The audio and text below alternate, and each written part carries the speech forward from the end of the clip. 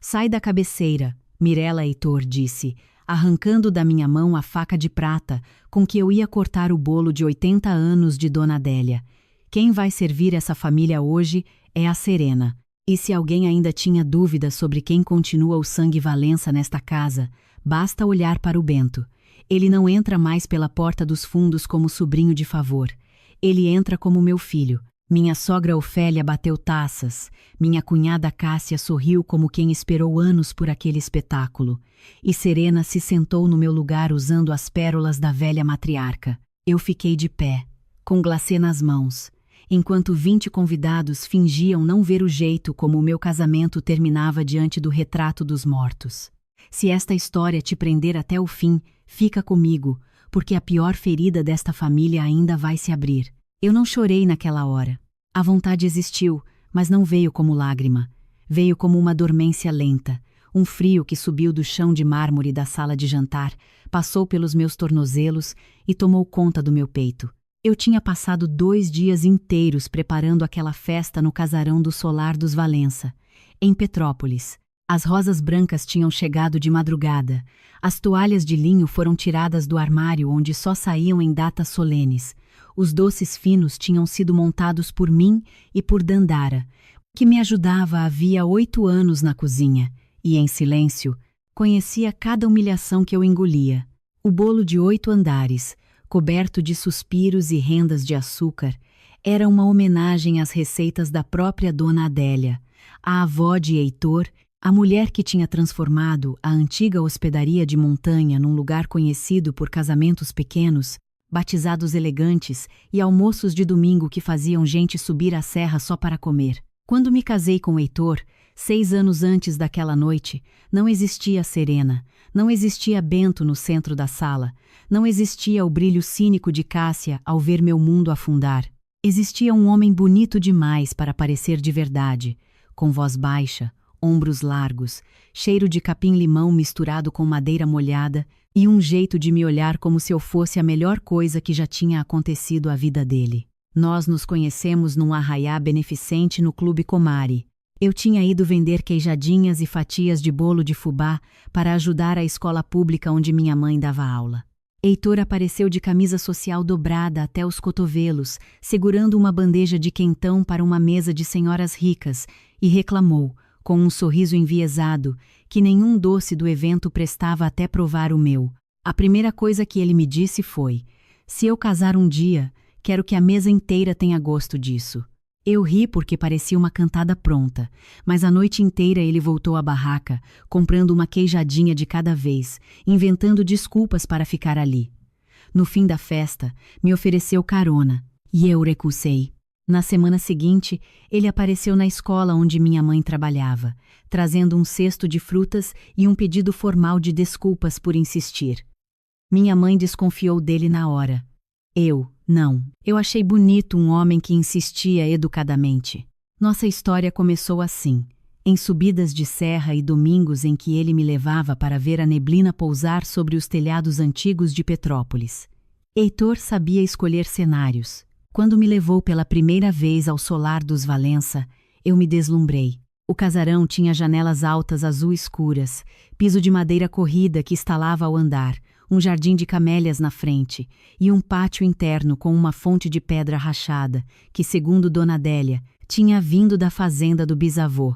Havia decadência e beleza misturadas em cada canto. Os quartos tinham móveis antigos pedindo restauração. A cozinha era imensa, mas funcionava mal. O salão principal cheirava a mofo quando chovia. Ainda assim, eu entrei ali e enxerguei possibilidades. Heitor percebeu isso antes de mim. Você vê o que ninguém aqui vê, ele disse, como se fosse um elogio. Minha família só enxerga peso, você enxerga casa. A família dele era um mapa de alianças silenciosas. Dona Adélia, já viúva, mandava em tudo sem precisar elevar a voz. Ofélia, mãe de Heitor, mandava em seguida, mas aos berros, aos olhares, às correções em público, às regras não escritas.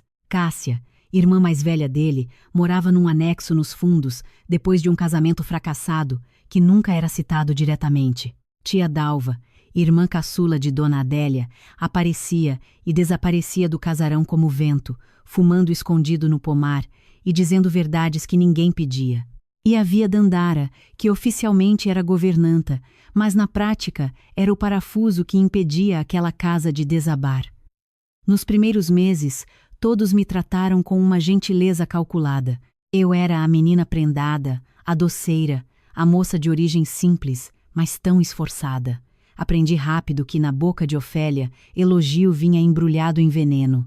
Quando ela dizia que minhas mãos eram talentosas, queria dizer que eu servia melhor na cozinha do que na mesa. Quando comentava como eu tinha bom gosto natural, queria dizer que eu não possuía sobrenome nem berço, só instinto. Mesmo assim, eu quis pertencer, não porque fosse ambiciosa, mas porque me apaixonei, não só por Heitor, mas pelo projeto de construir um lar.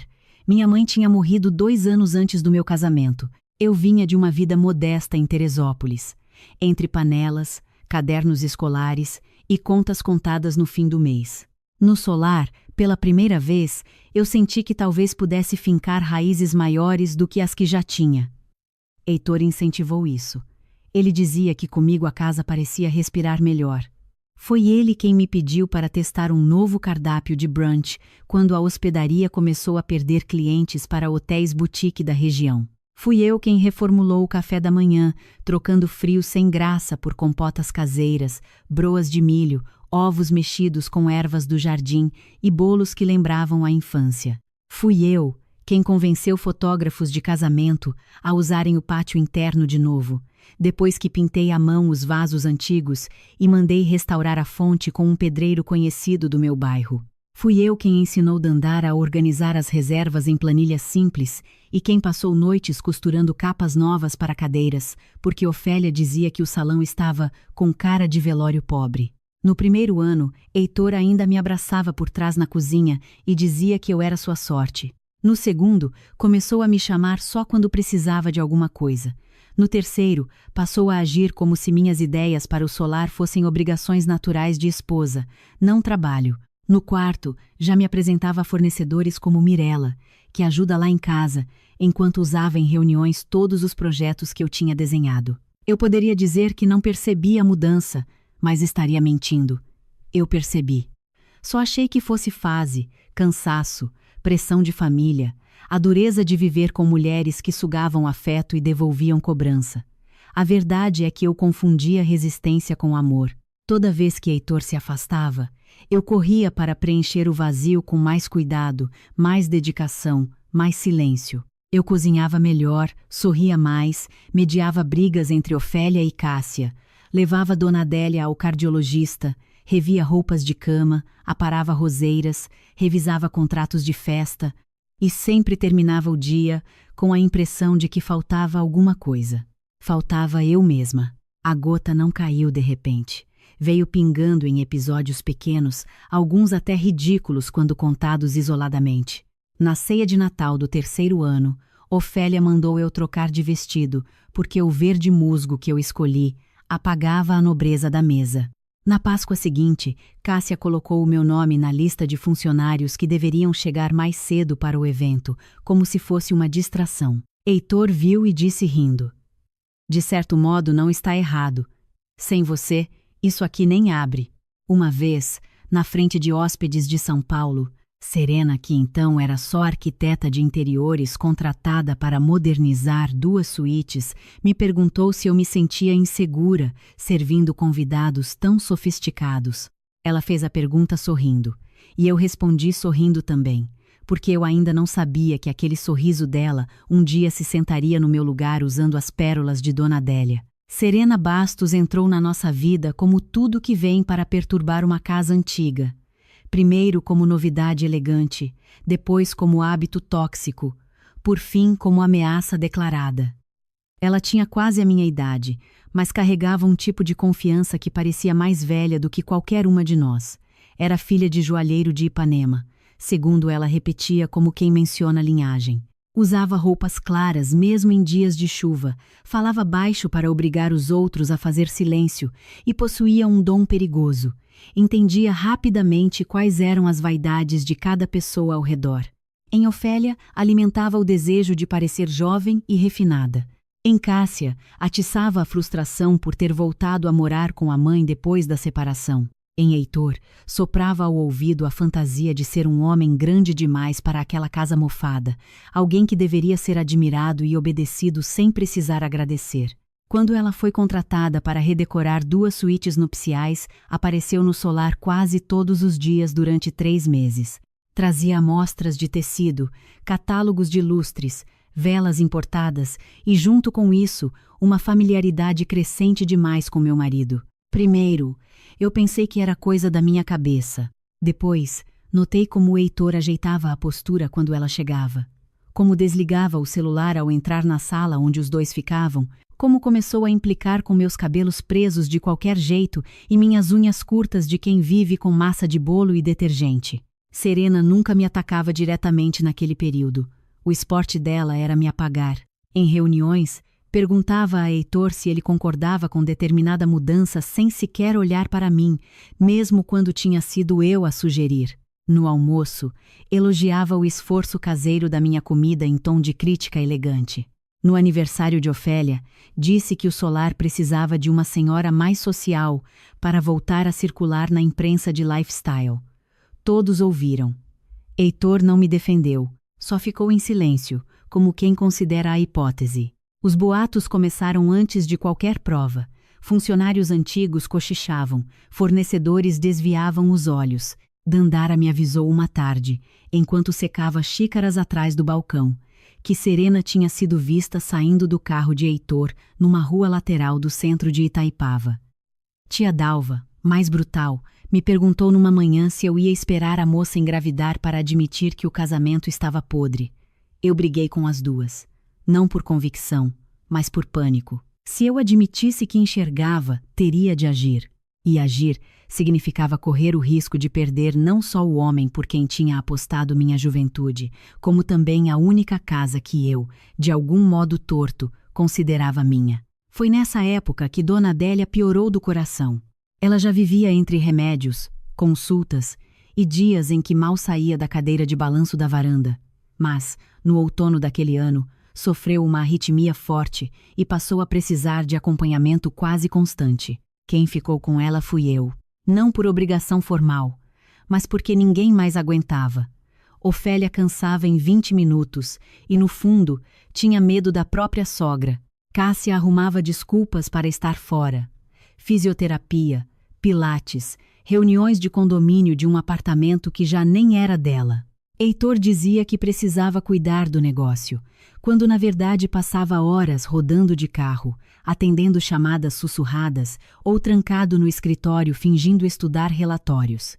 Eu levava Dona Adélia ao banho, ajudava a escolher vestidos leves, lia jornais em voz alta, passava creme em suas pernas inchadas e, às vezes, quando ela cochilava com a cabeça no meu ombro, eu tinha a sensação absurda de que aquela mulher difícil me oferecia o único afeto sem humilhação que eu ainda recebia dentro do solar. Foi também de Dona Adélia que ouvi pela primeira vez, de maneira clara, a história do codicilo do solar. Não era segredo absoluto, mas ninguém falava disso na frente de gente de fora. Numa tarde chuvosa, enquanto eu trocava as almofadas da varanda, ela me pediu café sem açúcar e soltou, entre um gole e outro, que seu falecido marido tinha deixado por escrito que o casarão e a hospedaria deveriam permanecer com um descendente de sangue que realmente vivesse ali, cuidasse da casa e preservasse a memória da família. Não basta nascer Valença, ela disse, com a boca dura. Tem que sustentar o peso do nome sem vender a alma. Perguntei se isso não fazia de Heitor o herdeiro natural. Ela riu uma risada curta, seca, quase cruel. Natural, minha filha, é só a chuva e a morte. Herança é guerra. Naquele dia, eu ainda não sabia o tamanho da guerra. Só entendi, olhando para os olhos cansados dela, que o solar não era apenas uma pousada antiga. Era uma coroa rachada. Todo mundo naquele casarão queria alguma coisa dela. Prestígio, segurança, vingança, lugar na mesa, pedaço do sobrenome, um teto que impedisse a vida real de entrar. E eu, que nunca sonhei com riqueza, já estava tão misturada à rotina daquela casa que me tornei ameaça sem perceber. Eu mantinha o solar funcionando. Eu conhecia as trincas do telhado, os caprichos dos fornecedores, a alergia de Dona Adélia a determinadas medicações, o horário em que os hóspedes gostavam do café coado, o ponto da geleia de damasco e o nome de cada funcionário antigo.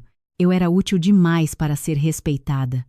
Útil demais para ser descartada em silêncio. Então, escolheram me humilhar antes de me expulsar. O jantar dos 80 anos de Dona Adélia foi planejado para parecer uma reconciliação de família. Na prática, era um campo de batalha enfeitado com flores. O salão principal cheirava a cera de piso e gardênias. A prataria tinha sido polida por mim e Dandara até refletir as velas. Os retratos dos antepassados encaravam a mesa longa de jacarandá como juízes antigos. Eu escolhi um vestido azul petróleo simples, de mangas curtas, porque sabia que precisaria circular bastante entre a cozinha e a sala. Ofélia implicou de manhã, perguntando se eu não tinha nada mais solene. Cássia passou horas testando brincos diante do espelho. Heitor mal falou comigo o dia inteiro. Quando falei do horário do médico da avó na semana seguinte, respondeu só com um "vê isso com Dandara", como se a avó dele fosse minha tia. Ainda assim, eu insistia em acreditar que o jantar terminaria sem desastre. Tia Dalva chegou no fim da tarde com um xali vermelho sobre os ombros e me deu um beijo demorado na testa. "Hoje eles estão estranhos demais", murmurou. "Se ouvir barulho de louça quebrando, não junte os cacos na mesma hora." Às 8, os convidados começaram a chegar. 2 primos de Niterói, uma madrinha velha que sempre lembrava o nome errado de todo mundo, o tabelião da família, o médico cardiologista de Dona Adélia, um casal de vizinhos de longa data e alguns amigos que frequentavam o solar havia décadas.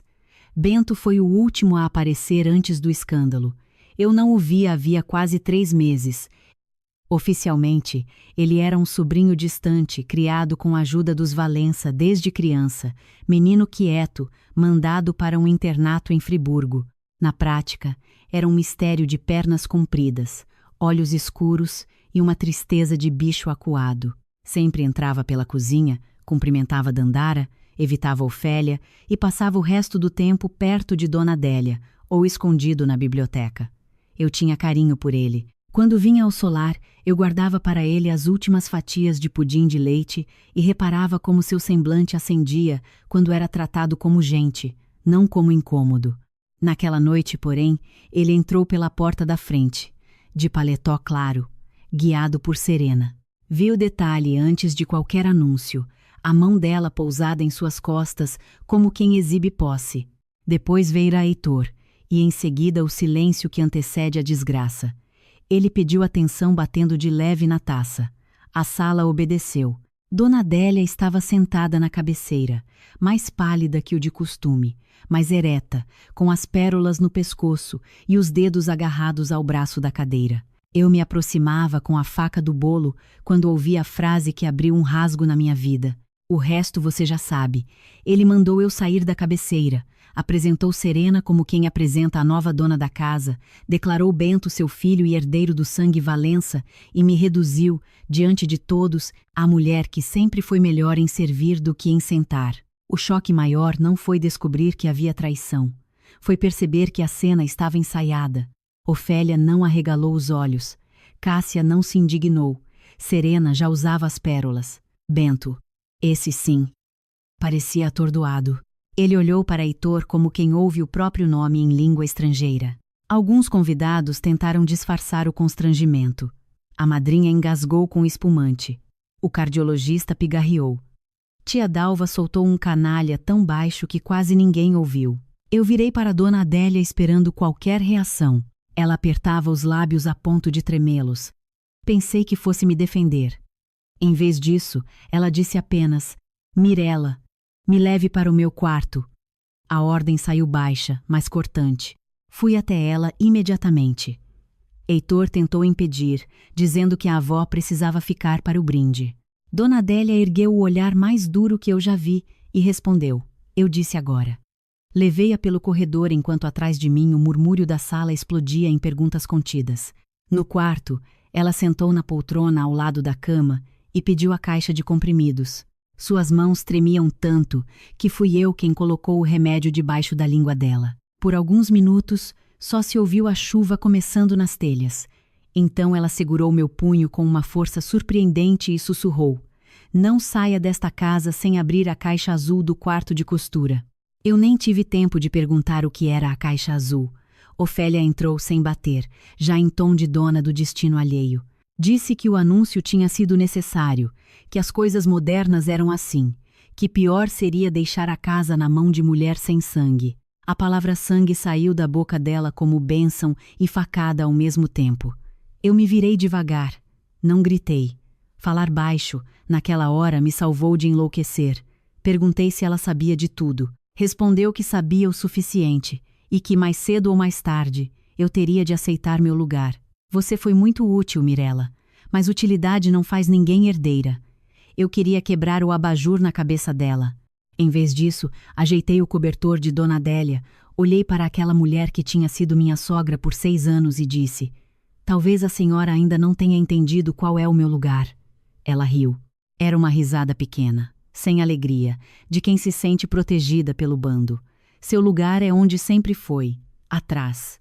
Eu dormi no antigo quarto de costura naquela noite porque me recusei a dividir cama com o Heitor e me recusei também a dar a Serena o gosto de me ver fazer mala correndo, como empregada dispensada depois da sobremesa.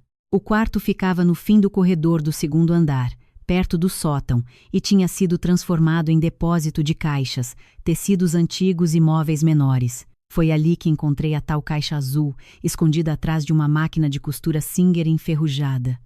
Era uma caixa de madeira laqueada, gasta nas bordas, com um fecho dourado já sem brilho. Levei para perto da janela e abri com as mãos trêmulas. Dentro havia fotografias antigas, cartas amarradas com fita vinho, uma pulseira infantil de prata, uma certidão de batismo sem sobrenome e um envelope mais recente escrito por Dona Adélia. No lado de fora, só 2 palavras: "se chegarem antes." Eu não tive coragem de ler tudo na mesma hora. A casa estava em ebulição. Do corredor, eu ouvia passos, portas batendo, o som metálico de Serena rindo baixo com alguém, o timbre agressivo de Cássia e a voz de Dandara mandando o pessoal da cozinha subir o jantar da velha em silêncio. Guardei o envelope no vestido e escondi o resto de volta na caixa, levando só algumas fotos e 2 cartas para debaixo do travesseiro. A primeira foto já me gelou. Cássia muito jovem, talvez com 17 anos, abraçada a um rapaz moreno de cabelo encaracolado, sorriso torto e violão no colo. No verso, a letra de Dona Adélia dizia: "Cássia e Jonas, verão de 2007. A segunda imagem mostrava Ofélia num quarto de hospital, segurando um recém-nascido enrolado num cobertor amarelo. No verso: "Não deixar ninguém ver."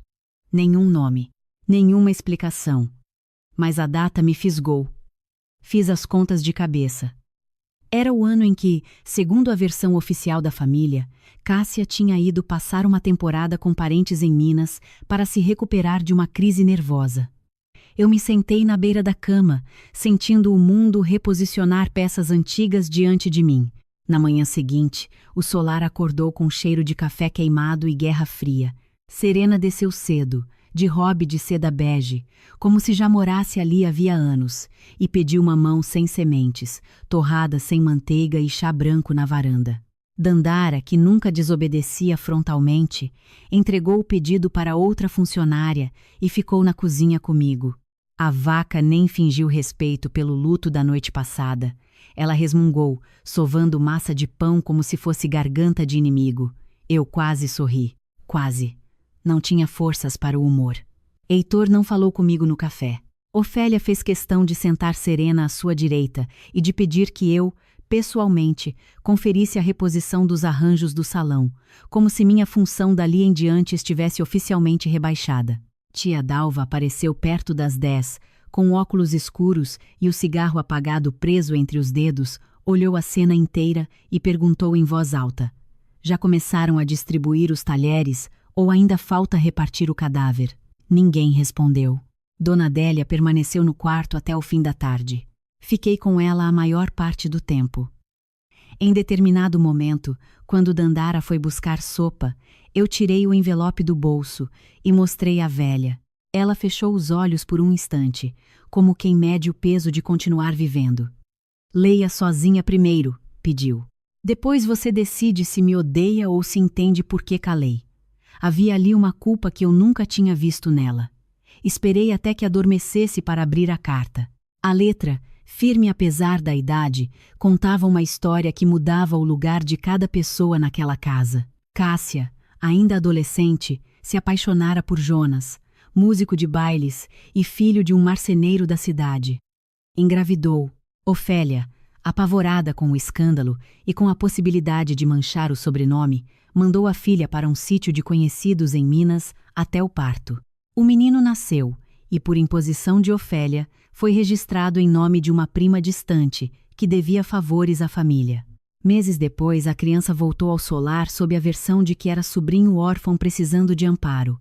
Esse menino era Bento. Cássia foi obrigada a chamá-lo de afilhado durante anos. Jonas desapareceu da história depois de apanhar de capangas pagos não se sabia por quem. Dona Adélia dizia ter tentado impedir a crueldade, mas à época estava doente e perdeu a disputa dentro da própria casa. Ofélia sempre amou mais o sobrenome do que os filhos, dizia a carta. E Heitor aprendeu cedo a obedecer quando a recompensa era parecer o único herdeiro legítimo. Senti enjoo ao terminar de ler. Então Bento não era filho de Heitor, era filho de Cássia. E o anúncio da noite anterior tinha sido uma mentira fabricada para reinstalar o menino no centro da linhagem sem expor o pecado antigo da família. Era uma jogada suja e engenhosa. Heitor se apresentava como pai de um adolescente que ninguém podia contestar de imediato. Serena ocupava o lugar de futura madrasta elegante. Ofélia preservava a fantasia de pureza do sangue. E eu virava sobra. A pergunta que me corroeu em seguida foi pior. Bento sabia, e se sabia, por que aceitara participar daquele teatro? Fiquei o resto do dia observando-o à distância. Ele evitava os olhos de todo mundo. Não tocou na comida. Passou horas no jardim, sentado perto da fonte antiga, chutando pedrinhas molhadas. No jantar, quando Serena tentou alisar seu cabelo na frente dos outros, ele recuou instintivamente. Não parecia cúmplice. Parecia prisioneiro. Naquela noite, Heitor tentou entrar no quarto de costura. Bateu 2 vezes, chamou meu nome, com voz de homem cansado que ensaiou remorso, e quando abri a porta só o suficiente para vê-lo, ele suspirou como se eu fosse a irracional da história. Disse que eu precisava parar de fazer cena, que o anúncio tinha sido infeliz apenas no timing, que as coisas já estavam decididas havia meses, e que se eu tivesse um pouco de classe, entenderia que o melhor para todos era uma transição serena. Transição. Ele usou essa palavra para falar do enterro do meu casamento. Perguntei se Bento era mesmo filho dele. Ele desviou os olhos por um segundo e respondeu: "É da família. Basta." Aquilo foi quase uma confirmação. Eu pensei na carta no meu bolso, nas fotos escondidas, na pulseirinha de prata. Pensei no menino no jardim, na cara devastada de Dona Adélia, na risada de Serena. Então tive uma clareza que não tivera em anos. Eu já não precisava do amor de Heitor para entender quem ele era. Precisava só de coragem para enfrentá-lo. "Não vou facilitar nada", eu disse. Ele sorriu sem humor. "Você não tem força para impedir." Fechei a porta na cara dele antes de descobrir se isso era ameaça ou profecia. Os dias seguintes transformaram o solar numa casa dividida por fronteiras invisíveis. Havia a ala de Ofélia, Heitor, Cássia e Serena, que tomava café na varanda da frente, recebia ligações, fechando datas de eventos, como se nada estivesse apodrecendo por dentro, e falava de mim no plural impessoal. Essas pessoas da cozinha, essas sensibilidades exageradas, essas confusões de quem não nasceu em família tradicional. E havia a outra margem. Eu, Dandara, tia Dalva, alguns funcionários antigos e, cada vez mais claramente, Dona Adélia. Bento oscilava entre as duas. Às vezes aparecia ao lado de Heitor, duro, calado, como se representasse um papel. Outras vezes eu o encontrava na escada de serviço, à noite, olhando o escuro do pátio com um desamparo que me lembrava um menino pequeno perdido em festa grande. Serena se instalou sem pudor. Mandou trazer roupas, ocupou a antiga saleta azul, escolheu vasos novos para a entrada e sugeriu que as receitas do café da manhã fossem refinadas, como se broa de milho e doce de abóbora fossem coisas menores diante de croissants congelados e geleias francesas compradas prontas. Quando mencionei que os hóspedes vinham justamente em busca da comida de memória, ela ergueu uma sobrancelha e respondeu: "Memória não paga imagem, querida." A palavra querida me deu vontade de rir e arrancar-lhe os brincos ao mesmo tempo. Heitor passou a circular com a postura de um homem que acredita ter vencido. Falava ao celular no corredor usando expressões como reestruturação doméstica, nova fase e reposicionamento do solar, copiadas do vocabulário de Serena, que tratava gente como se fosse móvel de cenário. Cássia, por mal sua vez, vivia num estado de irritação nervosa. Bastava ouvir o nome de Bento para perder a cor. Comecei a notar que ela o observava quando ninguém via, com um misto de culpa e rancor tão profundo que doía até em mim. Eu trabalhava mais do que nunca, mas agora com outro tipo de atenção. Continuava garantindo que a pousada funcionasse, porque a casa ainda dependia de mim para respirar. Só que cada gesto meu vinha acompanhado de escuta, de observação, de uma coleta silenciosa de migalhas de verdade. Revirei armários antigos do quarto de costura. Encontrei mais fotografias, bilhetes dobrados, um recibo de farmácia em Minas no nome de uma tia de Ofélia, roupas de bebê guardadas sem motivo plausível. Faltava, contudo, a peça que me permitiria desmontar a farsa sem cair no "eu ouvi dizer". E eu já sabia que, diante daquela família, sentimento sem prova virava histeria em segundos. Se eu acusasse Heitor e Cássia sem algo concreto, Ofélia pisaria em mim diante do primeiro tabelião que aparecesse. Foi tia Dalva quem me empurrou para a frente quando percebeu que eu hesitava. Numa tarde de neblina, ela me encontrou na despensa contando vidros de compota pela terceira vez, distraída demais para notar que repetia a tarefa sem necessidade. Tirou o cigarro apagado da orelha, apoiou-se numa prateleira e me disse: "Você está fazendo o que sempre fez, minha filha, tentando salvar a casa antes de salvar a si mesma." Respondi que, se eu me movesse cedo demais, eles podiam me jogar na rua e deixar Dona Adélia nas mãos de Serena. Dalva riu daquele jeito áspero dela. "E quem você acha que disse para a velha te mandar a caixa azul? Adélia sabe que o fim está perto. Ela não quer sair deste mundo vendo Ofélia vencer de novo." Perguntei por que ela própria nunca tinha contado a verdade de Bento. A fumaça imaginária pareceu pesar no rosto dela. Porque covardia também é herança, e nesta família eu herdei muita. Aquilo me atingiu de um jeito estranho. Eu sempre imaginei coragem como explosão. Pela primeira vez, entendi que às vezes coragem é a vergonha finalmente cansar de si. Naquela mesma noite, aconteceu a primeira fissura visível no plano de Heitor. Um casal de hóspedes antigos, os Ferraz, desceu para jantar e pediu por mim, como fazia em toda visita.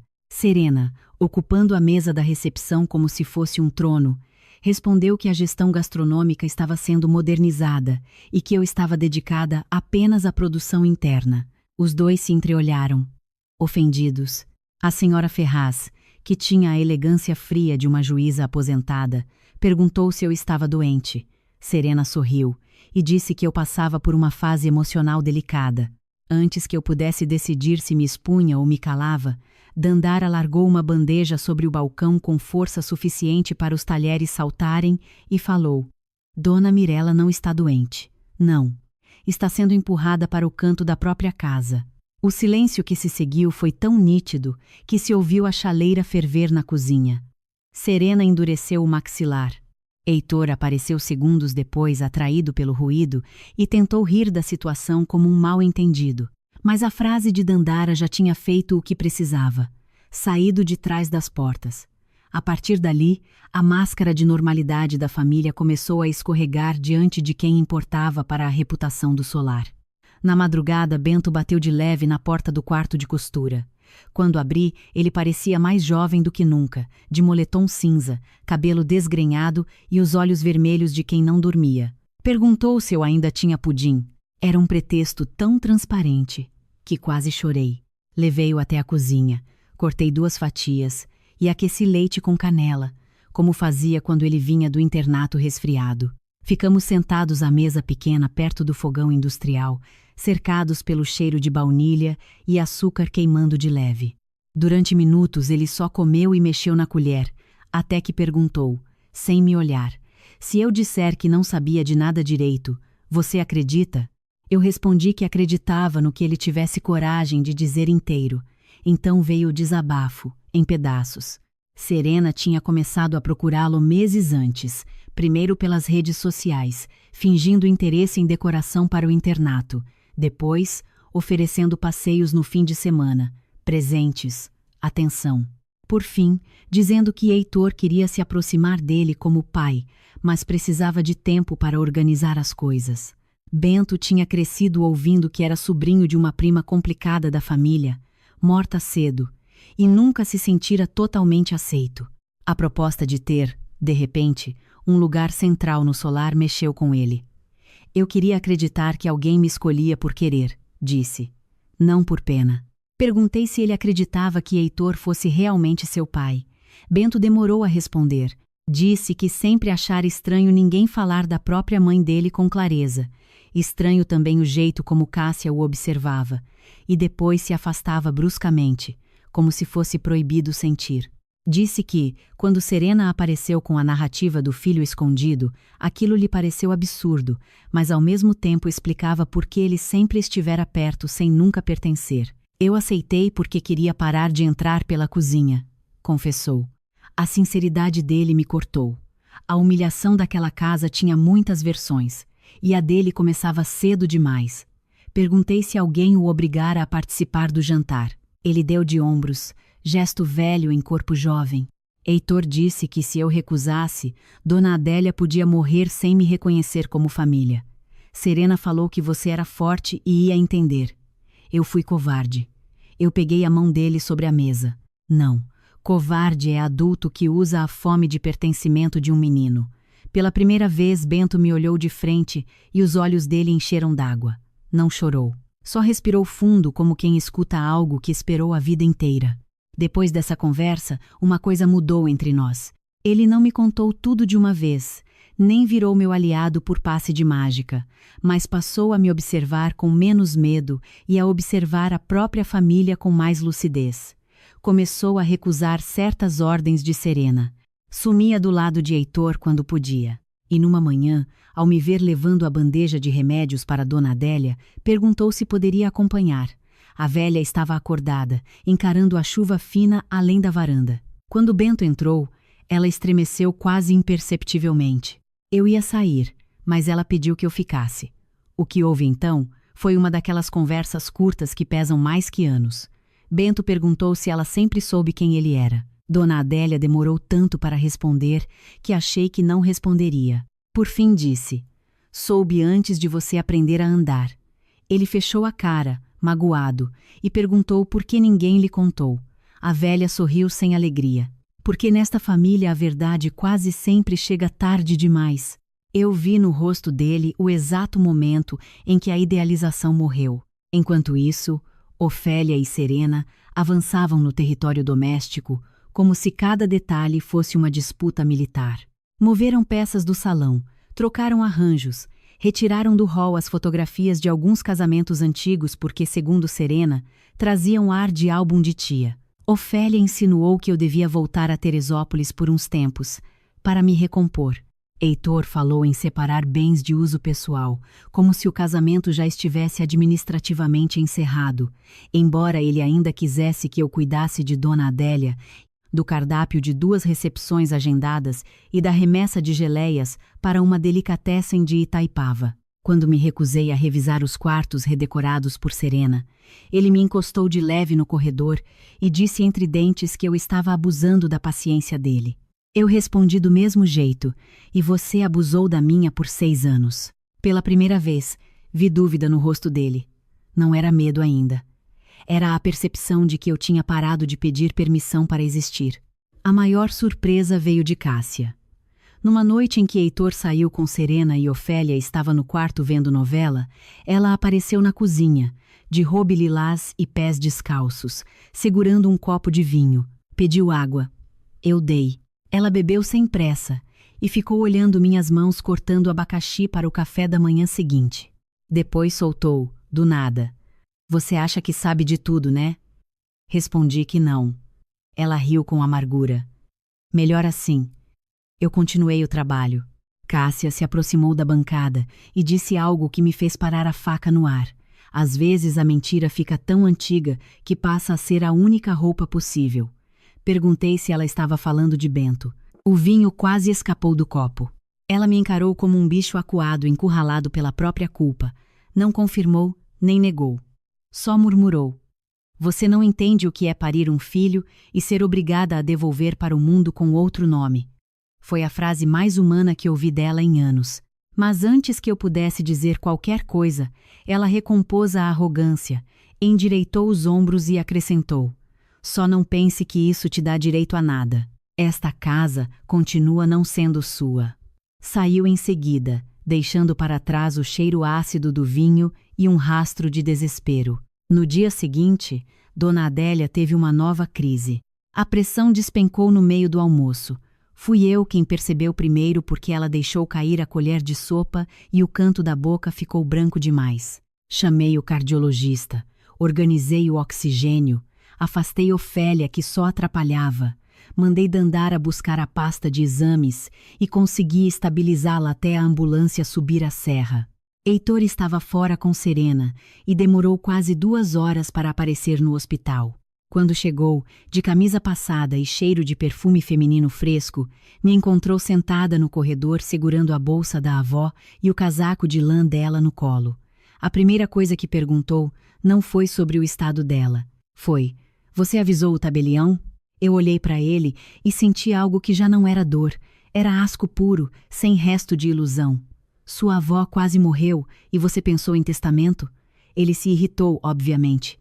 Disse que eu sempre distorcia tudo, que questões patrimoniais precisavam ser tratadas com responsabilidade. Eu queria rir da palavra responsabilidade saindo de um homem que acabara de usar a mãe, a irmã, um menino perdido e a amante para montar um golpe doméstico. Em vez disso, levantei e disse apenas: se Dona Adélia acordar, eu mesma vou contar que você perguntou isso. Foi a primeira vez que ele recuou de verdade. Não falou mais nada. Só desviou o rosto. Dona Adélia passou 2 noites no hospital. Na segunda, pediu que apenas eu e Bento ficássemos com ela. Ofélia fez escândalo, alegando ser nora e mais velha da família. A velha, com soro no braço e oxigênio no nariz, disse com voz fraca: você pode ser tudo, Ofélia, menos necessária. Se eu já não soubesse que aquela mulher era temida, teria aprendido ali. Na madrugada, quando Bento dormiu numa poltrona e o corredor acalmou, Dona Adélia me pediu que abrisse a gaveta da mesa lateral do quarto hospitalar. Dentro havia um pequeno molho de chaves e um segundo envelope, esse selado com cera azul. Quando eu morrer, entregue ao Dr. Álvaro, disse, citando o tabelião. Mas antes leia. Você precisa entender até o fim. Perguntei se ela tinha certeza. Ela fechou os olhos e respondeu: já errei demais protegendo os monstros da minha casa. O segundo envelope trazia a parte da história que faltava para transformar escândalo em ruína. Heitor soubera desde os 20 anos que Bento não era seu filho, mas filho de Cássia. Descobrira por acaso, ao ouvir uma briga entre Ofélia e Dona Adélia numa madrugada. Em vez de se indignar com a mentira, guardou a informação como se guarda uma faca atrás da porta. Segundo a carta, nos últimos meses ele vinha pressionando a avó a alterar o codicilo do solar para que a administração da hospedaria lhe fosse passada imediatamente, alegando estar constituindo família de sangue e prometendo assumir Bento publicamente quando fosse conveniente. Em troca, manteria o segredo de Cássia e pouparia Ofélia da humilhação social tardia. Dona Adélia se recusara. Dizia no texto, com todas as letras, que Heitor não amava Bento, apenas queria usar o menino como atalho para o poder doméstico e para afastar de vez a única pessoa que mantinha o solar vivo: eu. Havia mais. Meses antes, a velha registrara em cartório uma alteração complementar. O casarão continuaria pertencendo ao ramo de sangue, mas a administração integral do negócio, a residência principal e as decisões sobre a memória do solar ficariam, até a maioridade civil e emocional do verdadeiro descendente, nas mãos de quem tivesse de fato sustentado a casa e cuidado dela sem interesse, Mirela Nascimento, por ela nomeada curadora moral e gestora da hospedaria. Li meu nome 2 vezes para ter certeza de que não delirava. A carta tremia entre meus dedos. Não era simples posse material. Era pior para eles. Era reconhecimento. Dona Adélia tinha encontrado uma forma de feri-los onde mais doía. No mito de que só sangue merecia mando. Ela não me transformava em Valença. Ela provava que nenhum deles tinha sido digno de sê-lo. Quando terminei a leitura, fiquei tanto tempo em silêncio que ouvi o monitor cardíaco marcando o compasso da madrugada. Senti medo. Não por achar que eu não merecia. Merecimento, naquela altura, era o menor dos meus problemas. Senti medo porque entendi que, a partir dali, não existiria mais possibilidade de paz doméstica. Se aquela carta viesse à luz, a casa explodiria. Se não viesse, eu seguiria sendo triturada até desaparecer. A opção real sempre fora a explosão. Na volta do hospital, encontrei Serena no antigo quarto azul, medindo cortinas novas com uma fita dourada. Ela ergueu os olhos e perguntou, com uma frieza tão ensaiada que quase dava pena, se Dona Adélia sobreviveria tempo suficiente para assinar algumas formalidades pendentes. Eu parei na porta e pensei em quantas vezes, nos anos anteriores, eu teria engolido uma frase dessas para evitar conflito. Naquele dia, não. Respondi. Vai sobreviver mais do que a tua fantasia de dona desta casa. Serena soltou a fita, descruzou os braços e veio na minha direção. Nunca estivéramos tão perto. Vi a base cara marcando os poros dela, o perfume seco demais, a dureza do maxilar de quem se acha acima do outro porque sempre conseguiu comprar saída estética para tudo. Você está se agarrando a quê, Mirela? Perguntou. Ao avental, à pena de uma velha, ao delírio de que Heitor vai voltar atrás. Eu dei um passo também. Não me agarro mais a homem nenhum, e isso devia te assustar mais do que me ver chorando. Pela primeira vez, o sorriso dela vacilou. Foi nessa mesma semana que os funcionários começaram a se posicionar, não por discurso heróico, mas porque casas antigas ensinam as pessoas a farejar quem ainda segura o telhado. Seu Anselmo, jardineiro há 26 anos, me contou que Heitor pedira orçamento para arrancar as camélias da frente e transformar metade do gramado em estacionamento para eventos maiores, ideia de Serena. Joyce, camareira nova, disse que Ofélia estava separando roupas e objetos meus numa mala sem me consultar. Dandara me mostrou, entre indignada e satisfeita, que Serena tentara trocar a receita do pão de queijo e os hóspedes devolveram a travessa quase intacta. Pequenas derrotas, pequenas adesões. A guerra doméstica deixava de acontecer só entre 4 paredes. Eu sabia, porém, que nada disso bastaria sem o centro da mentira. E o centro é Bento. Conversei com ele de novo, dessa vez no pátio, perto da fonte rachada, numa tarde em que a neblina descia cedo e deixava o jardim com cara de sonho ruim. Levei a caixa azul comigo, mas não mostrei tudo de imediato. Perguntei se ele queria saber a verdade mesmo que ela destruísse a versão mais bonita possível de si. Ele respondeu com uma maturidade dolorida. A versão bonita nunca foi minha. Então, lhe entreguei a foto de Cássia grávida, com a barriga já evidente, sentada num banco de madeira em Minas ao lado da tia que a escondera. No verso, a data. Bento ficou muito tempo olhando sem falar. Depois viu a foto do hospital, a pulseirinha, leu o primeiro parágrafo da carta de Dona Adélia e entendeu. Não houve cena teatral, não houve grito, houve um esvaziamento. Ele sentou no chão úmido do pátio, como se as pernas não o obedecessem mais, e perguntou, numa voz infantil que eu jamais tinha ouvido. Então ela me olhava daquele jeito, porque era minha mãe. Eu me ajoelhei diante dele. Sim, ele fechou os olhos. E ele? Apontei para a casa, onde Heitor provavelmente almoçava com Serena e Ofélia. Ele te usou. Bento levou as mãos ao rosto e chorou sem barulho. Choro de quem não quer dar espetáculo nem quando o coração arrebenta. Passamos ali quase 1 hora. Quando ele conseguiu respirar melhor, me contou lembranças pequenas que agora faziam sentido. Cássia aparecendo no internato fora de época com presentes caros e irritação nos olhos. Ofélia proibindo qualquer conversa sobre a mulher que o registrara. Heitor dizendo, meses antes, que certos lugares na vida só se conquistavam se a pessoa aprendesse a representar o papel certo. Eu perguntei o que ele queria fazer. Bento, ainda com o rosto úmido, respondeu algo que eu nunca esqueci. Eu quero parar de ser a chave das portas dos outros. A frase era de uma lucidez tão devastadora que eu senti orgulho e pena ao mesmo tempo. Disse a ele que ninguém mais o usaria se eu pudesse impedir. Naquele instante, sem sangue, sem assinatura, sem bênção, formou-se entre nós um tipo de vínculo que nem a carta de Dona Adélia saberia nomear. Não era maternidade biológica, nem tutela legal. Era reconhecimento, talvez a coisa mais rara naquela família. Dona Adélia recebeu alta 2 dias depois. Voltou mais fraca, mas com a mente afiada. Pediu que o tabelião, Dr. Álvaro, fosse ao solar na primeira semana de novembro para uma leitura formal de disposições finais diante da família próxima. Ofélia achou estranho, mas não ousou contestar na frente dele.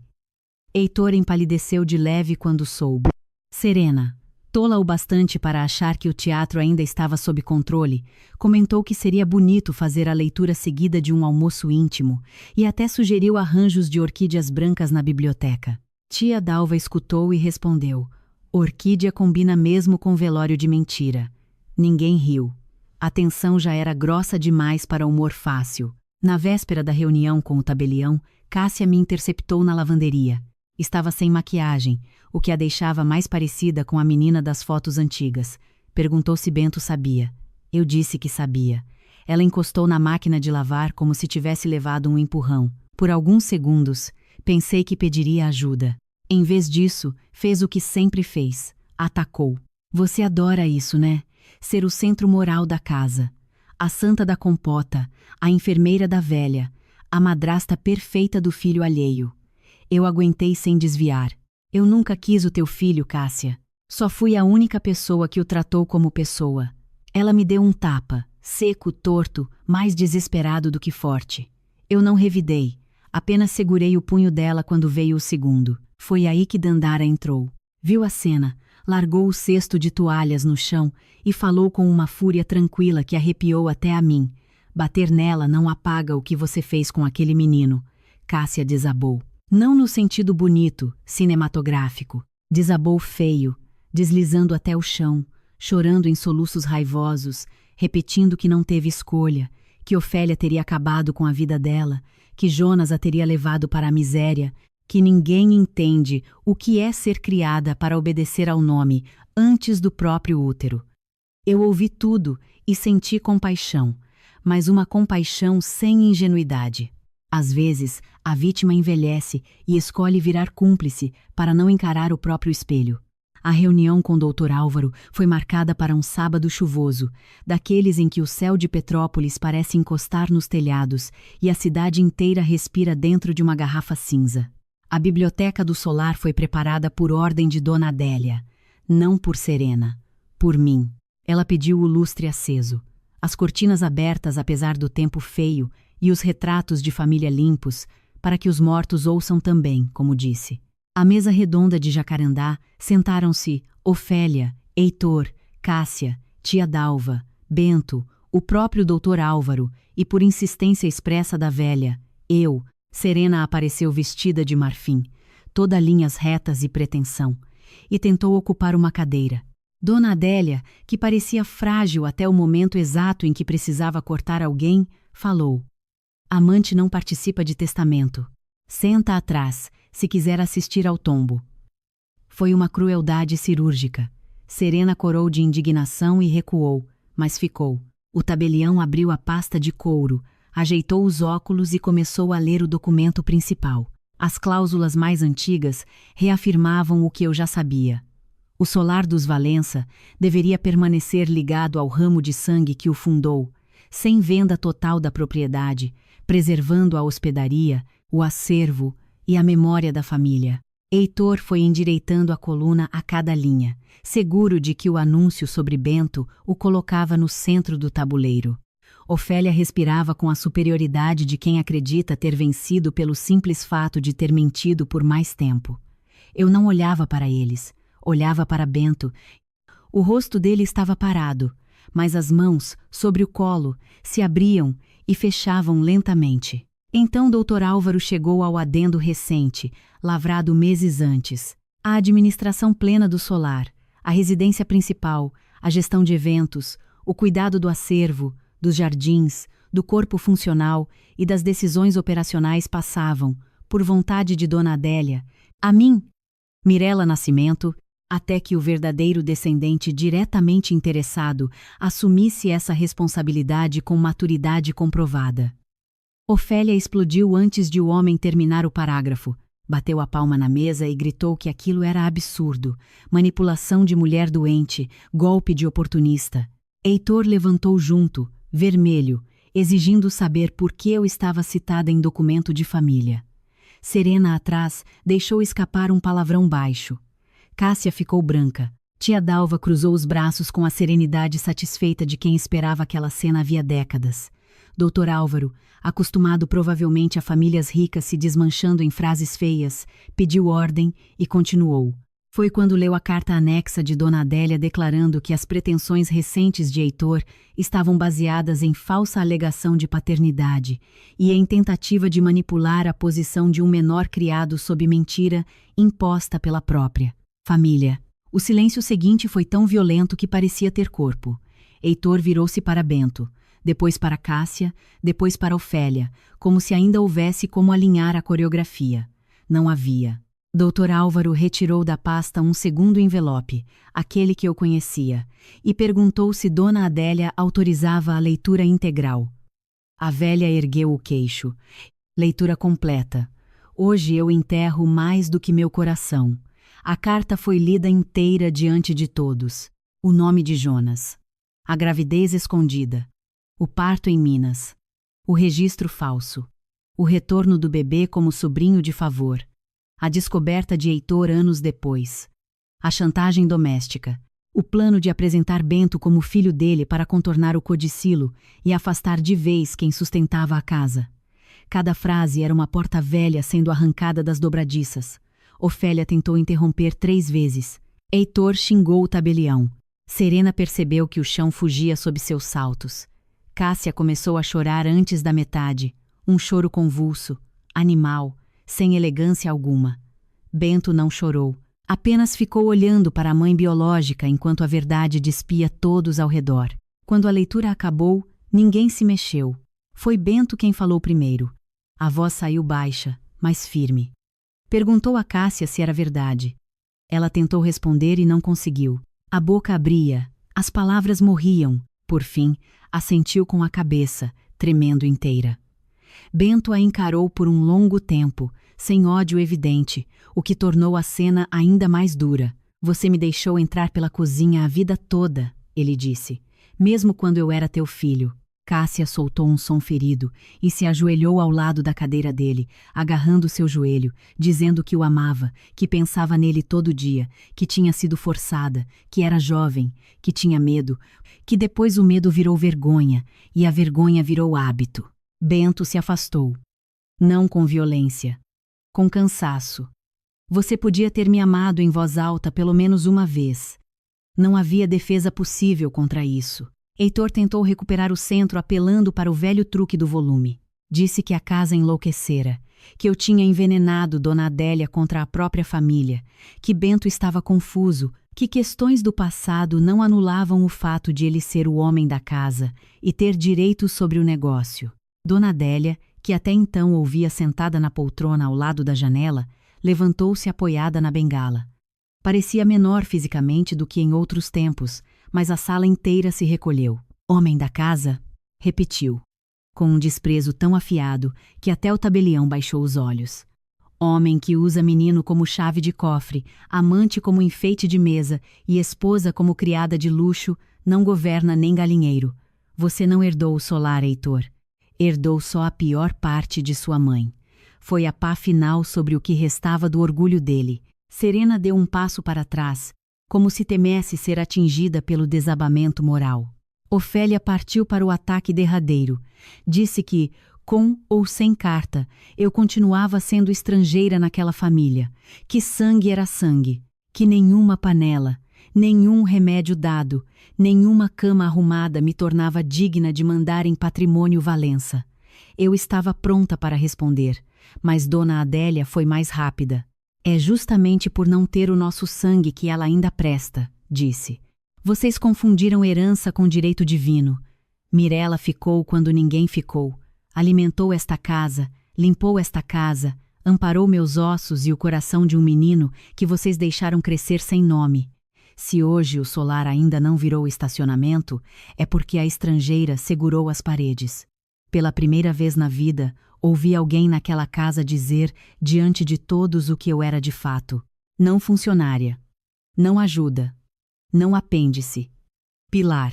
Heitor, então, fez o que homens encurralados costumam fazer quando percebem que perderam a narrativa. Tentou partir para a intimidação física. Deu a volta na mesa e veio na minha direção, apontando o dedo, dizendo que eu tinha planejado tudo. Bento se levantou no mesmo instante e entrou entre nós. Tinha o corpo ainda de adolescente, mas a postura já não era a do menino que queria parar de entrar pela cozinha. Chega, ele disse. Você nunca foi meu pai.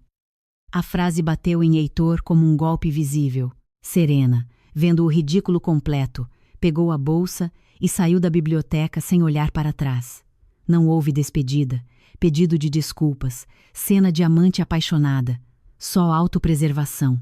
Dandara, que assistia da porta com 2 camareiras e seu Anselmo atrás, soltou um até que enfim, quase inaudível. A reunião foi encerrada em caos controlado. Dr. Álvaro recolheu as assinaturas necessárias. Tia Dalva providenciou água. Eu levei Dona Adélia de volta ao quarto, porque o cansaço agora se instalara nos olhos dela com uma profundidade que me assustou. Antes de entrar, Bento parou no corredor e me perguntou se eu ainda queria que ele ficasse ali. A pergunta doeu pela simplicidade. Respondi sem hesitar. Quero que você fique onde não precisarem te inventar para te aceitar. Ele assentiu, e pela primeira vez desde o início de tudo, tocou meu ombro num gesto espontâneo de afeto. Não era pouco. Em famílias quebradas, os pequenos gestos são terremotos invertidos. Em vez de destruir, recolocam chão sob os pés. Naquela noite, depois que Dr. Álvaro foi embora e os convidados dispersaram como sobreviventes de enchente, Ofélia trancou-se no quarto. Cássia ficou horas sentada na escada do anexo, abraçada aos joelhos, olhando para o nada. Heitor sumiu de carro e só voltou perto da meia-noite, bêbado, batendo porta. Eu passei a noite no quarto de Dona Adélia. Por volta das 3, ela me chamou pelo nome num sussurro. A chuva tinha parado. O casarão inteiro respirava um silêncio raro. Você vai me odiar menos agora? Perguntou. Sentei ao lado dela e respondi a única verdade possível. Vou entender mais. Odiar menos eu ainda não sei. A velha sorriu, exausta. Está bom. Entender já é mais do que esta família fez por mim. Depois apertou minha mão, pediu que eu não deixasse arrancarem as camélias e que, se Bento quisesse, lhe dessem enfim um quarto de frente para o jardim. Foi a última conversa inteira que tivemos. 2 horas depois, enquanto o dia começava a clarear atrás da serra, Dona Adélia morreu com a cabeça voltada para a janela. A morte de Dona Adélia mudou o peso do ar no solar. Casas antigas reconhecem quando a pessoa que a sustentava por presença vai embora. As portas passam a ranger de outro jeito. A luz da tarde parece mais crua. Até a poeira se assenta como luto. O velório foi realizado no salão principal, entre as camélias que ela proibira que cortassem e as velas altas que eu mesma acendi. Veio gente da cidade inteira. Antigas noivas que casaram ali, fornecedores, vizinhos, senhoras de chá beneficente, um padre que a conhecia havia décadas, 2 músicos velhos que lembravam as festas de outrora. Cada pessoa que entrava procurava por mim, por tia Dalva ou por Dandara para saber detalhes, oferecer ajuda, perguntar o que aconteceria agora com o solar. Quase ninguém perguntava por Heitor. Isso o enlouqueceu de uma maneira funda. Ele circulava pelo velório com o rosto inchado e os olhos ofendidos, como se o mundo lhe devesse centralidade no enterro da própria avó. Ofélia permaneceu perto do caixão quase o tempo todo, dura, altiva, mas havia nela algo rachado. Pela primeira vez, o sobrenome não a protegia. Bento ficou ao meu lado durante a missa inteira. Não de mão dada, não como criança buscando abrigo explícito, mas naquela proximidade que diz mais do que um abraço. Ele escolheu de que lado ficar. Cássia tentou se aproximar 2 vezes. Na primeira, ele respondeu com educação e distância. Na segunda, só pediu: não agora. Eu via a culpa dela crescer a cada hora, mas culpa tardia não recompõe infância. Mesmo assim, não senti triunfo. O que eu sentia era uma tristeza ampla, quase sem dono, ao enxergar o estrago acumulado por escolhas covardes repetidas durante anos.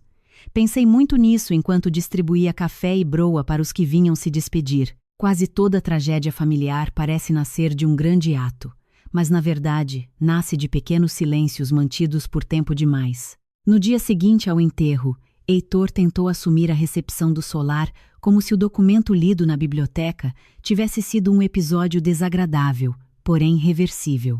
Mandou o recepcionista lhe entregar a pasta de reservas, pediu reunião com a equipe e anunciou que haveria mudanças estruturais assim que a poeira baixasse. Eu estava no escritório com Bento revisando correspondências quando Dandara entrou, sem bater, e disse apenas: "O príncipe está distribuindo ordem na sala da frente."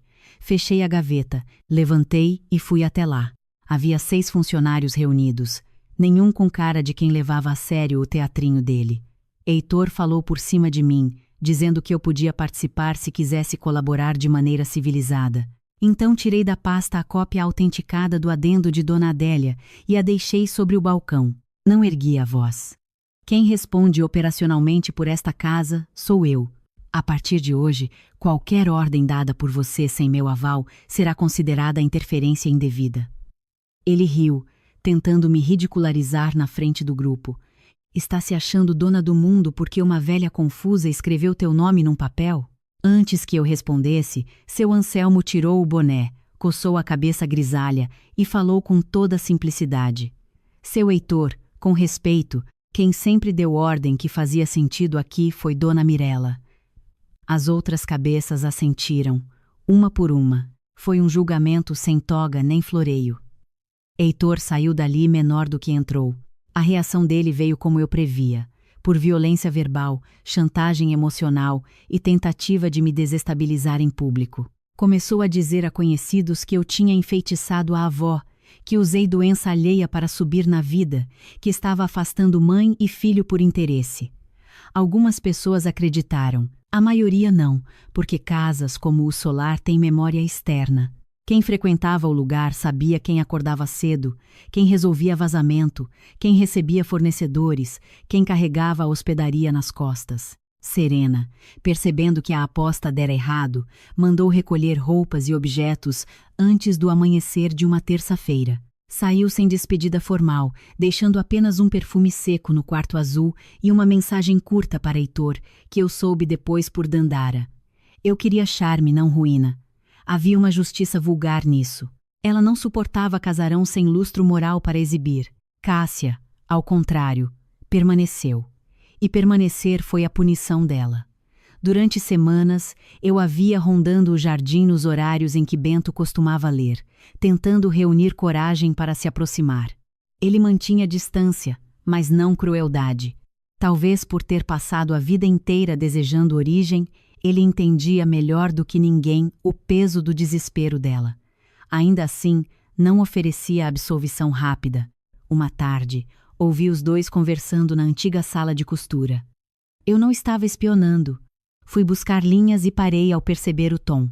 Cássia dizia que aos 17 anos sentia que não tinha corpo próprio, que Ofélia decidia até o comprimento do seu cabelo, que ao engravidar teve pavor de ser expulsa de casa e enterrada em vergonha social. Bento escutava em silêncio.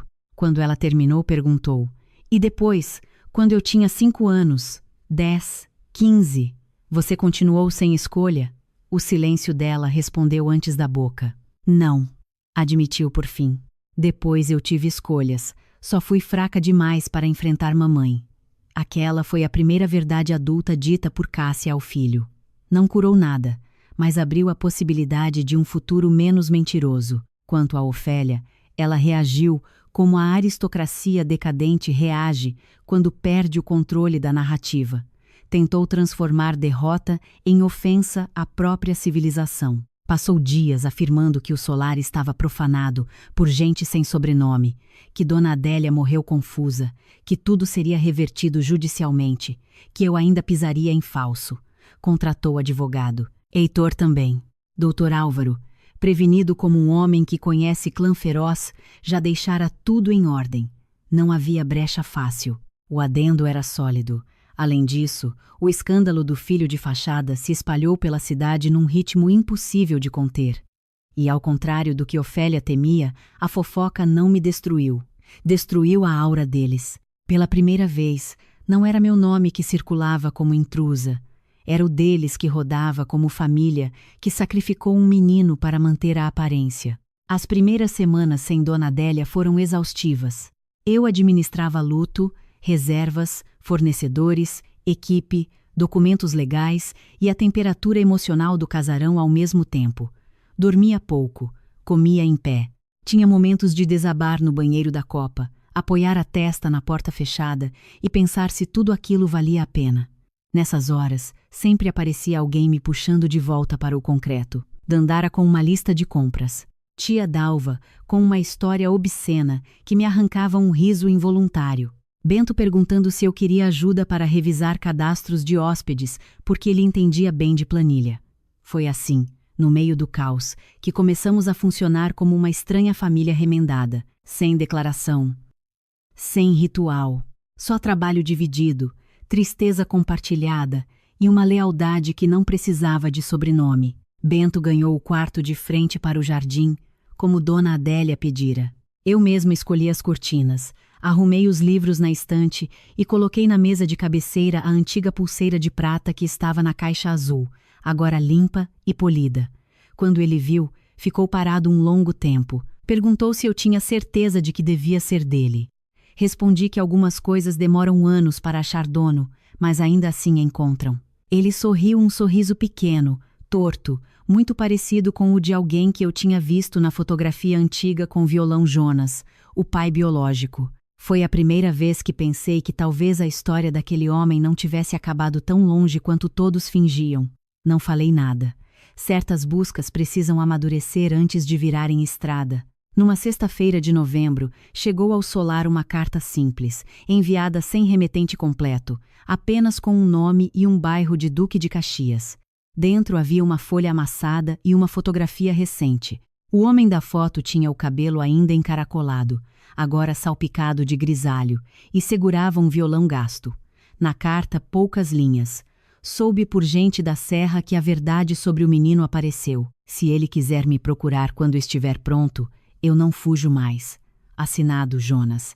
Mostrei a Bento dias depois, quando percebi que ele já conseguia respirar perto do próprio passado. Ele leu em silêncio, apertou o papel entre os dedos e não disse nada por uns bons minutos. Depois perguntou se eu iria com ele caso resolvesse encontrar o homem. Se você quiser, respondi. Ele assentiu. Mais um terremoto invertido. Heitor não aceitou perder espaço de forma gradual. Queria um último espetáculo. Escolheu o pior momento possível.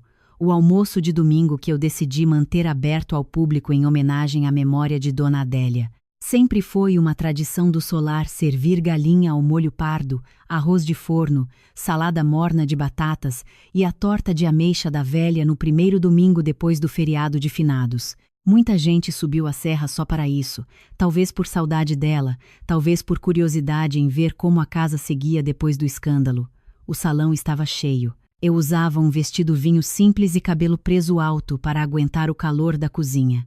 Bento ajudava na recepção, Dandara coordenava os pratos, tia Dalva circulava entre as mesas puxando conversa com os clientes antigos e por algumas horas tive a sensação inédita de que o solar podia funcionar sem precisar se ajoelhar diante do sobrenome de ninguém. No meio da sobremesa, Heitor entrou pelo salão principal sem avisar, acompanhado do advogado e com aquela expressão de superioridade forçada que só fica convincente para quem já decidiu acreditar nela. Bateu palmas para chamar a atenção. O barulho de talheres cessou aos poucos. Eu continuei em pé perto do carrinho de café, olhando diretamente para ele. Heitor anunciou, em tom de quem se acha protagonista de novela, que aquela operação era provisória, que havia questionamento judicial em curso e que, para evitar maiores constrangimentos, os frequentadores do solar deveriam saber que o lugar estava sob disputa. O objetivo dele era claro: me desmoralizar diante de clientes e funcionários, fazer parecer instabilidade, minar a confiança no negócio. Só que ele esqueceu uma coisa fundamental. Quem tenta derrubar uma casa em dia cheio precisa sustentar os escombros que vai produzir. A primeira pessoa a reagir não fui eu. Foi a senhora Ferraz, a juíza aposentada, que largou a colher ao lado da fatia de torta e disse em alto e bom som: Seu Heitor, sua avó foi velada aqui anteontem. Se o senhor queria respeito, devia ter começado por dar algum a ela em vida. O salão inteiro ouviu. Em seguida, um casal de noivos que estava hospedado para fechar data de casamento perguntou se aquele era o mesmo homem que humilhara a esposa no aniversário da avó, porque a história já corria nos grupos da cidade. O advogado de Heitor tentou intervir, mas a situação lhe escapou das mãos rápido demais. Seu Anselmo apareceu na porta do salão com mais 2 funcionários, não em posição de ameaça, e sim de parede. E então eu falei. Não precisei aumentar a voz. Disse apenas que o solar seguia aberto, legalmente administrado por mim, e que qualquer cliente que quisesse tirar dúvidas poderia consultar a documentação disponível no escritório. Mas hoje, completei olhando para Heitor, quem quiser estragar o almoço da casa pode se retirar. Foi uma frase simples, só isso. Ainda assim, produziu um efeito que talvez nenhum grito produzisse. Mostrou a todos que eu não tremia mais. Heitor tentou avançar um pouco, mas Bento se pôs ao lado do carrinho de café e disse, diante de todos: O senhor já fez escândalo demais usando meu nome. Houve um murmúrio imediato entre as mesas. O advogado puxou Heitor pelo braço, percebendo que permanecer ali só aumentaria o estrago. Antes de sair, ele ainda se virou para mim com aquele brilho de ódio impotente que eu aprendera a conhecer. Você vai se arrepender. Eu pensei em responder. Não precisei. Dandara, segurando uma travessa de xícaras, foi quem soltou. Quem já se arrependeu está escrito na tua cara, meu filho. O salão explodiu num riso curto, nervoso, porém definitivo. Heitor foi embora humilhado não por um grande plano de vingança, mas porque a própria casa tinha finalmente deixado de reconhecê-lo como centro. Às vezes o tombo mais fundo é social, não jurídico. Na semana seguinte, por orientação do advogado do espólio, formalizei a separação de quartos e a notificação extrajudicial para que Heitor deixasse o solar em prazo determinado, podendo retirar pertences pessoais sem interferir na rotina da hospedaria. Ele recebeu o documento no posto de gasolina da subida, porque evitava entrar quando sabia que eu estava no casarão. Disse a conhecidos que eu o expulsara da casa da infância. O que ele nunca dizia era que durante anos tentara expulsar de mim qualquer noção de dignidade. Ofélia, confrontada com a possibilidade real de o filho sair, decidiu acompanhá-lo, não por amor puro, imagino, mas porque seu orgulho jamais suportaria viver sob a administração da nora que considerava sem sangue. Partiram juntos para um apartamento alugado em Itaipava, levando malas demais, prataria pouca e dignidade nenhuma. Cássia ficou, não porque eu lhe pedisse. Ficou porque, pela primeira vez na vida, decidiu não correr atrás do colo de Ofélia. Pediu para permanecer no anexo e aceitar qualquer regra necessária enquanto tentasse construir algo verdadeiro com Bento. Eu impus 2: honestidade e distância de qualquer decisão operacional do solar. Ela aceitou sem discutir. Meses antes, eu talvez tivesse sentido triunfo ao vê-lo sair. Naquele dia, o que senti foi outra coisa. Um alívio vasto, exausto, quase sem brilho, como o de quem termina um parto difícil. Fiquei parada no hall, vendo os carros desaparecerem pelo portão de ferro, e só percebi que estava chorando quando Bento me entregou um lenço de pano. Achei que você ia soltar fogos, ele brincou sem muita convicção. Eu ri entre lágrimas. Não sobrou energia para o fogo, só para respirar. Ele ficou ao meu lado até a poeira dos pneus baixar completamente. Nossa ida a Duque de Caxias para encontrar Jonas aconteceu no fim daquele mesmo mês. Fomos eu, Bento e tia Dalva, que se autoconvidou dizendo que ninguém iria atrás de passado com o homem tocador sem a presença de uma senhora experiente. A casa indicada na carta ficava numa rua simples, com muro baixo, samambaia na varanda e latidos de cachorro antes mesmo de o portão abrir. Jonas apareceu devagar, como quem ainda acha que o tempo pode estar pregando peça. Estava mais velho, claro, mas os olhos e o sorriso torto eram exatamente os da foto antiga. Quando viu Bento, ficou parado, uma mão ainda no trinco. Nenhum dos dois correu para um abraço cinematográfico. Isso só acontece quando a vida foi generosa. A deles não tinha sido. Jonas disse um "oi" rouco. Bento respondeu "oi" com a mesma estranheza, e por alguns segundos o mundo pareceu pequeno demais para tantos anos perdidos. Sentamos os quatro na varanda com café forte e bolo seco que a vizinha trouxe sem entender direito quem éramos. Jonas contou sua parte. Apanhara, sim, fora expulso, ameaçado, calado com dinheiro que não aceitou e depois com medo que aceitou. Procurou Cássia por um tempo. Desistiu quando percebeu que qualquer tentativa colocaria o menino no meio de uma nova guerra. Fui covarde, admitiu sem floreio. Bento ouviu tudo. No fim, não o absolveu, mas também não fechou a porta. Eu não sei te chamar de pai ainda, disse. Jonas respondeu, nem eu sei ser, mas posso começar sendo Jonas. Foi uma resposta humilde o bastante para merecer continuação. A partir desse encontro, algo em Bento se desenrolou. Não virou felicidade súbita, nem identidade resolvida, mas a rigidez no corpo diminuiu. Passou a tocar violão com Jonas em alguns sábados, primeiro com tia Dalva supervisionando como uma carcereira aposentada, depois sozinho. Também aceitou conversar mais com Cássia, que parecia determinada a não esconder-se de novo.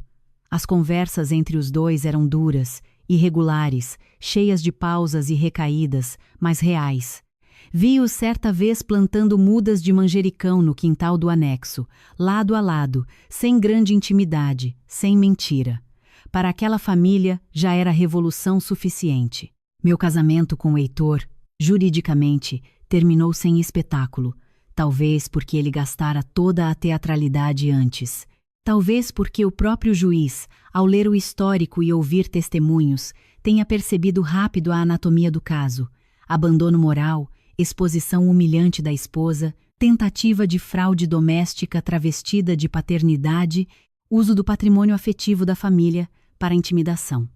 Ele recebeu prazo para retirar os últimos bens e ficou proibido de interferir nas rotinas administrativas do solar, até o desfecho pleno da partilha conjugal. Houve choro indignado de Ofélia no fórum, houve ameaça vazia de recursos intermináveis, houve até Serena tentando reaproximar-se por mensagens quando soube que Heitor perdera atração social e financeiro-afetiva ao mesmo tempo. Não respondia a nenhuma. Algumas portas, quando fecham, não precisam de discurso, precisam só de chave virada. Com a casa finalmente mais silenciosa, pude fazer algo que não fazia havia anos. Olhar para o solar sem sentir que eu estava sempre defendendo alguma fronteira invisível. Descobri rachaduras que antes ignorava por pressa. Mudei a organização dos quartos. Reabri a pequena sala de leitura que Serena transformaria em lounge sem alma. Recuperei receitas antigas de Dona Adélia e acrescentei outras minhas, assumindo pela primeira vez, nos cardápios impressos, a autoria do que eu criava. Criei um programa simples, fins de semana de memória afetiva, em que hóspedes podiam cozinhar com a equipe, ouvir histórias da serra, aprender compotas, caminhar pelo jardim e entender que o valor do solar nunca esteve em parecer luxo novo, mas em sustentar calor velho. As reservas cresceram, não por milagre, por coerência. Uma revista de turismo da região veio fazer uma matéria sobre a nova fase da hospedaria. A repórter, moça jovem de voz clara, quis me entrevistar na varanda das camélias. Perguntou como era gerir um patrimônio tradicional depois de uma reviravolta familiar tão comentada.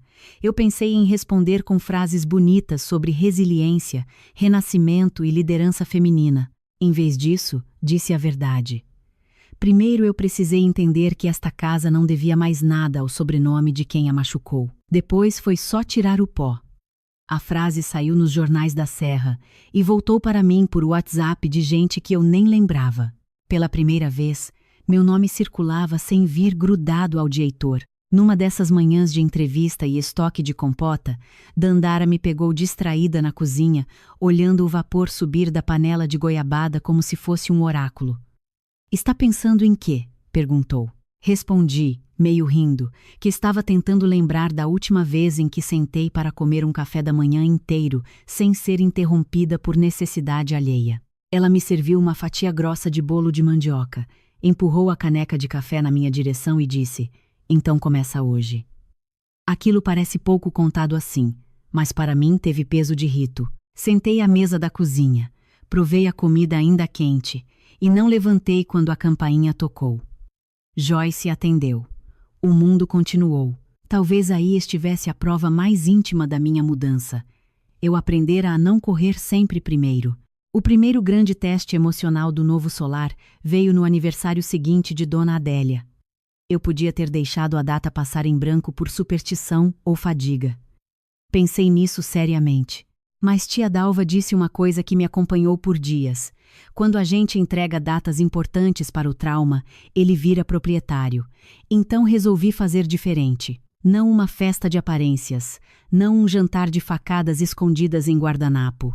Fizemos uma tarde de memória no jardim, com poucas mesas, flores do próprio quintal, fotografias antigas espalhadas em varais e um menu baseado nas receitas que Dona Adélia realmente gostava, não nas que a família fingia apreciar por status. Convidei gente que a conheceu de verdade.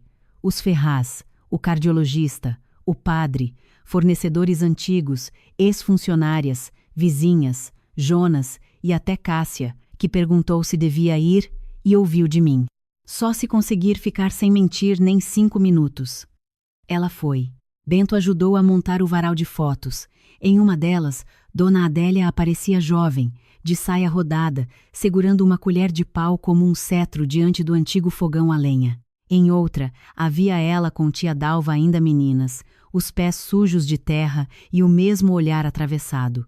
Jonas levou o violão, tocou baixinho perto das camélias, sem querer protagonismo. Cássia chegou com uma travessa de quindim feita por ela mesma, tremendo como se levasse um tribunal nos braços. Dandara provou primeiro e declarou, séria, que estava quase no ponto.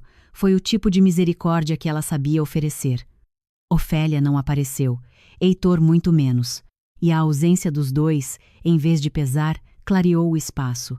Pela primeira vez, um encontro no solar não exigia que ninguém se diminuísse para caber no orgulho alheio. No meio da tarde, Bento me chamou para perto da mesa principal. Havia ali um bolo menor que o do ano anterior, redondo, branco, sem ostentação, enfeitado apenas com camélias de açúcar. Ele me entregou a mesma faca de prata que Heitor arrancara da minha mão no jantar dos 80 anos. "Corte você", disse. Eu congelei por um segundo, porque a memória do gesto antigo ainda morava nos meus nervos. Ele percebeu, claro. Sorriu com aquele sorriso torto que vinha aos poucos aprendendo a usar com tranquilidade e completou. Agora é a pessoa certa na cabeceira. Não houve aplauso ensaiado, não houve discurso. Houve uma espécie de calor passando de mesa em mesa, uma concordância humana simples. Tia Dalva enxugou discretamente o canto do olho, o que nela valia por enchente. Dandara fingiu mexer em talheres para não admitir emoção. Eu segurei a faca, olhei em volta e entendi que aquele era o encerramento que eu precisava. O mesmo objeto, o mesmo tipo de mesa. Outra verdade. Cortei o bolo, servi o primeiro pedaço a Bento, o segundo a tia Dalva, o terceiro a Dandara. O quarto deixei ao lado do retrato de Dona Adélia. Só então peguei um para mim e me sentei. De fato sentei, sem levantar logo em seguida, na cabeceira daquela mesa improvisada no jardim. A sensação foi tão nova que quase me fez rir. Passei anos acreditando que meu valor estava em manter tudo funcionando para que os outros brilhassem. Naquele instante, percebi que existir no centro não significa roubar luz de ninguém.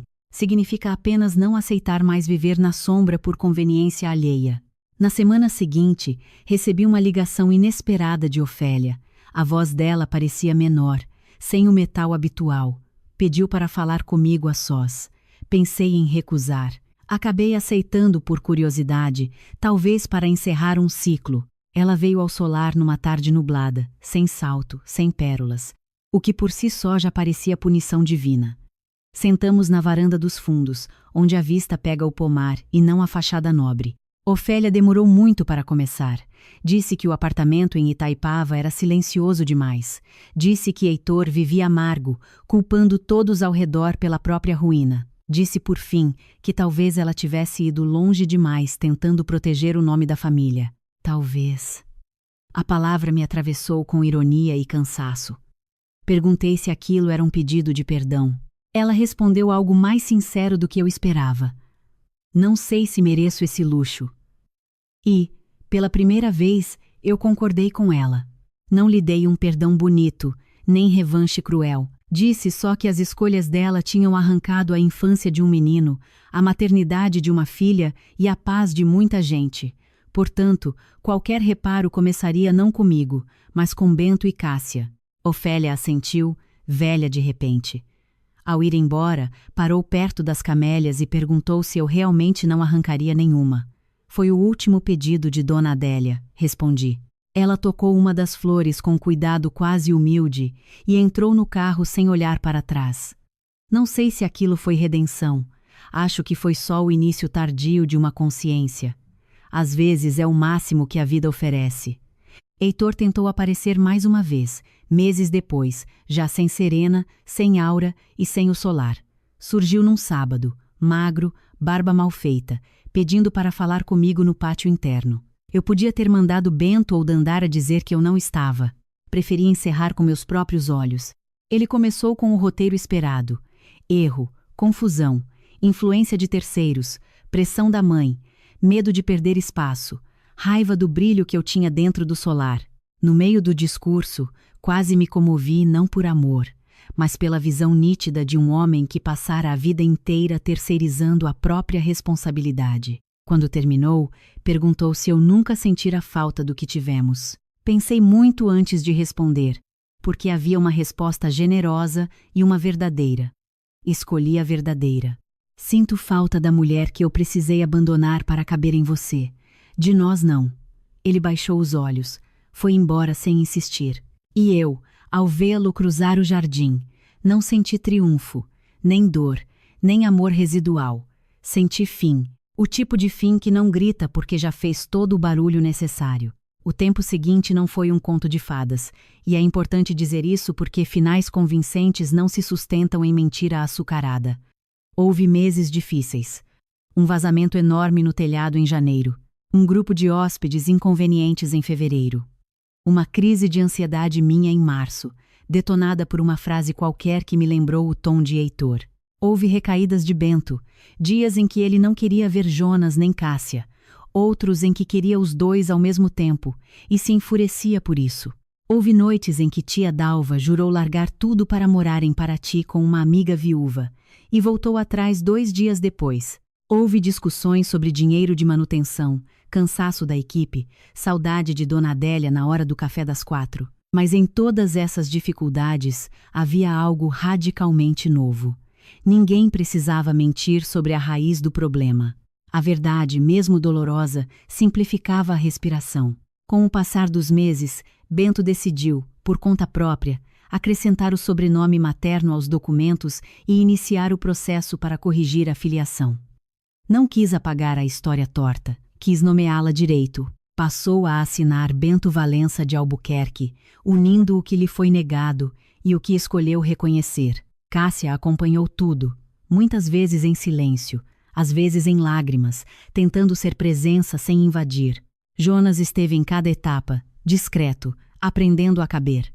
Eu observava os três e pensava que família talvez seja exatamente isso quando ninguém mais está fingindo.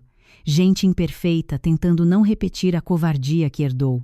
Quanto a mim, recuperei aos poucos partes de uma Mirella que eu já considerava extinta. Voltei a desenhar mesas de doces por prazer, não só por demanda. Retomei o hábito de caminhar cedo pelo jardim com uma caneca de café antes que a casa acordasse. Comprei vestidos não pensando no que Ofélia aprovaria ou no que facilitaria servir bandejas. Reaprendi a comer sentada. Reaprendi a dizer não sem me justificar em parágrafos. Reaprendi até a rir de verdade.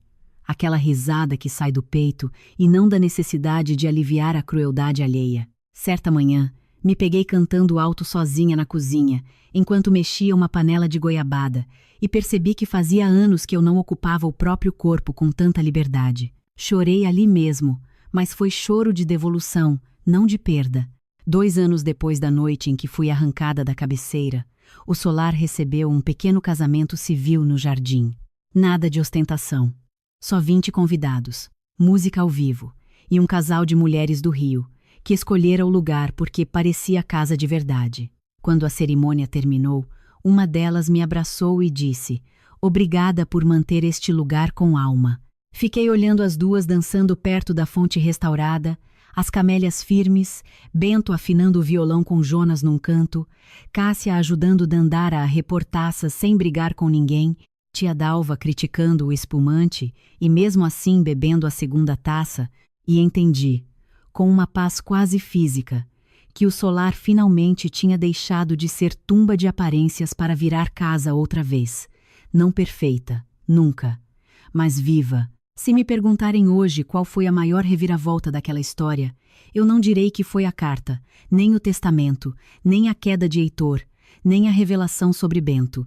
Tudo isso foi imenso, claro, mas a verdadeira virada aconteceu no instante em que eu parei de disputar meu valor com pessoas determinadas a não reconhecer.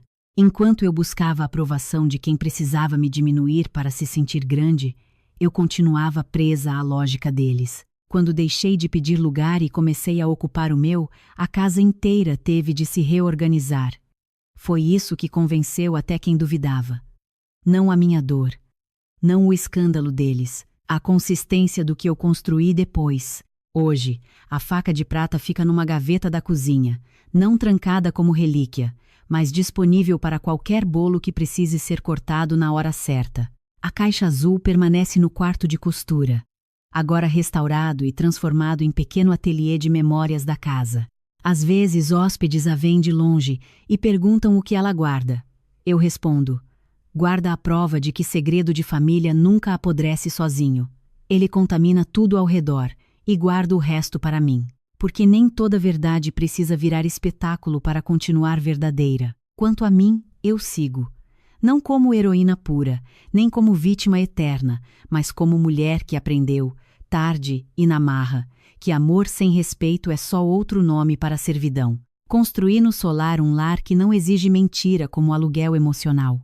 E sempre que passo pela cabeceira da mesa do jardim e vejo o reflexo das camélias na prata, lembro da noite em que tentaram me reduzir ao fundo da própria vida. A diferença é que agora essa lembrança não me quebra, me firma.